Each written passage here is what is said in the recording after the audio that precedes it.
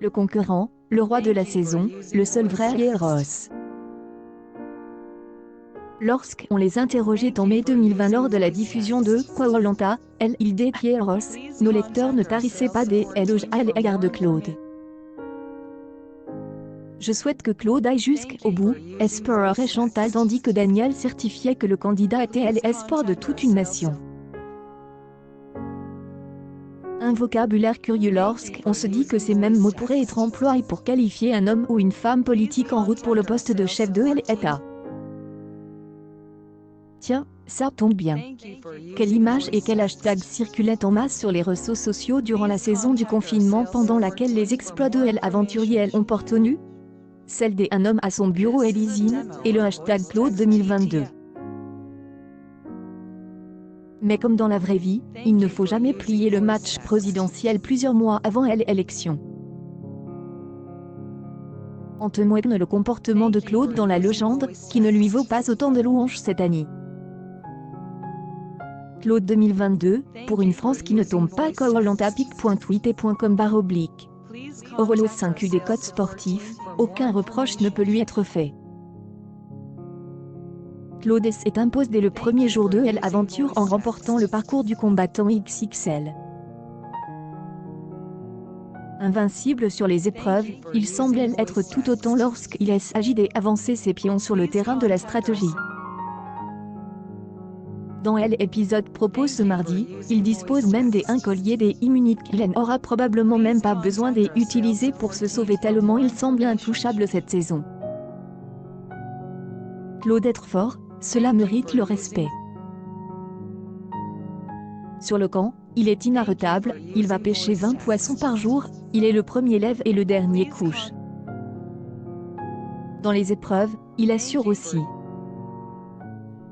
C'est donc difficile de voter contre quelqu'un, comme ça, quand on a la valeur du sport et du mérite, explique Clemens à 20 minutes. Lorsqu'elle a mentionné l'idée de voter contre lui à Alix et Alexandra, la double gagnante a fait face à un mur. C'est dur aussi, il faut assumer d'éliminer quelqu'un, comme Claude parce qu'il mérite d'aller au bout. Il est allé au bout plusieurs fois. On ne se retrouve pas 3 fois sur les poteaux d'un claquement de doigts, ajoute-t-elle. Pourtant proche de lui, Kumba, quant à elle, certifie que l'aventurienne n'est pas intouchable. Si l'alliance féminine avait été maintenue, je pense qu'on aurait sorti à un moment donné, affirme-t-elle.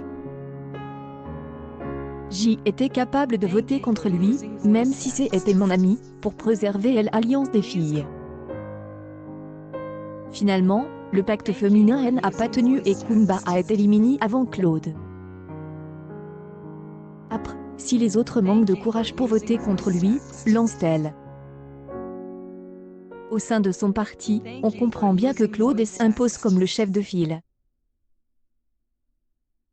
Avoir le soutien de ses pairs est fondamental lors d'une élection, mais c'est bien l'adhésion des Francaises et des Franquais qui est primordial. À ce petit jeu-là, les sondages sont moins dithyrambiques que lors de sa saison précédente. Voir Claude se pavaner exaspère, témoigne Liliane, une lectrice de 20 minutes. Sa façon de contrôler les stratégies de la tribu et son impertinence sur le camp renvoient une image plus négative que lors de l'île Ross. L'exemple de son énervement contre Sam lors d'une récente partie de pêche illustre bien. Coup fatal porte à l'élection de Claude pourrait avoir déjà eu lieu il y a 2 semaines lors de ce fameux 11e épisode. On y apprenait que Teaura avait fait appel à un pêcheur qui passait au large pour obtenir de la nourriture supplémentaire, ce qui a valu au candidat d'être exclu de la compétition. Il y avait aussi des camarades des aventures pas très loin et je les invite à partager ce maigre repas avec moi, confiait le Polynésien à 20 minutes. Non est donné par la production mais selon nos confrères du Parisien, Claude en fait partie. Pourrait-on imaginer un Claude gagner l'aventure en ayant triche? Interroge un lecteur nommé Bruquerie.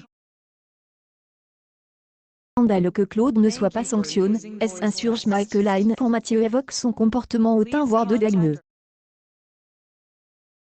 Remonter dans l'estime du public pourrait être à vrai bien difficile après un tel affront. Point à ne pas éluder avant de déclarer Claude vainqueur de l'élection présidentielle, la concurrence. Face à lui se positionnent des vieux de la vieille comme Laurent, moins stratège mais aussi moins fort sur les épreuves, ainsi que des petits nouveaux qui respirent l'humilité, une qualité à laquelle le public accorde une importance particulière.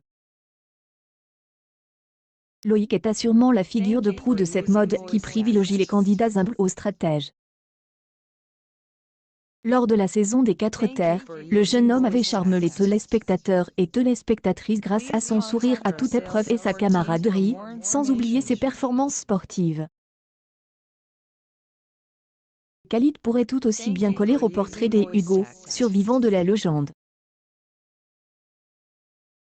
De son élimination, le gagnant de Koh-Lanta, Malaisie remporte 5 duels dont l'arène des bannis puis 2 épreuves des immunités après la réunification. Un sacré palmarès qui force le respect. Sont sur le compte Twitter de 20 minutes, les internautes estiment à 76 Hugo et l'outsider de la saison. Cet emballement numérique se traduira-t-il dans les urnes, jusqu'à quoi fait Claude au poteau de l'homme présidentiable idéal?